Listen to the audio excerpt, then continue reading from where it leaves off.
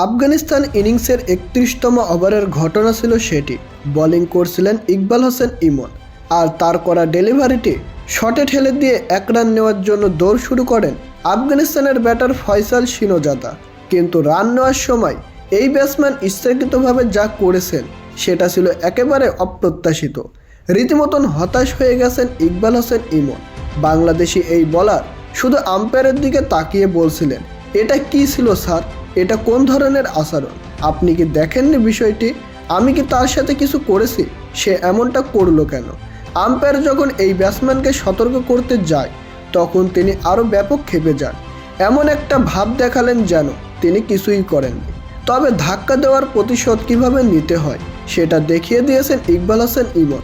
Century তুলে নেওয়া আফগানিস্তানের সেই ব্যাটারকে ফিরিয়ে দিয়েছেন প্যাভিলিয়নে। ৯৪ বলে ১০৩ রানে ফিরে যান এই ব্যাটসম্যান। তার আগে ইকবাল হোসেন ইমনের সাথে যে খারাপ ব্যবহার করেছিলেন তার যোগ্য জবাব দিয়েছে ইকবাল হোসেন ইমন। আপনারা যদি একটু ভালো করে দেখেন তাহলে বুঝতে পারবেন। রান নেওয়ার সময় ঠিক এভাবে ইচ্ছাকৃতভাবে একটা ধাক্কা দিয়ে যান ইকবাল হোসেন ইমনকে। এর আগে আমরা ইন্টারন্যাশনাল ক্রিকেটে মুস্তাফিজুর রহমানকে ধাক্কা দিতে দেখেছিলাম মহেন্দ্র সিং ধোনিকে। এটার জন্য পরবর্তীতে মহেন্দ্র সিং ধোনি ক্ষমাও চেয়েছেন। কিন্তু আজকে আফগানিস্তানের এই ব্যাটার যা করেছে সেটাও ছিল একেবারে ইচ্ছাকৃত। একটা ব্যাটসম্যান দুর্দান্ত খেললে, একটা ব্যাটসম্যান বাংলাদেশের বিপক্ষে সেঞ্চুরি তুলে নিলে তার যে এত সাহস, এত ভাব বেড়ে যায় সেটা ছিল কল্পনার বাইরে।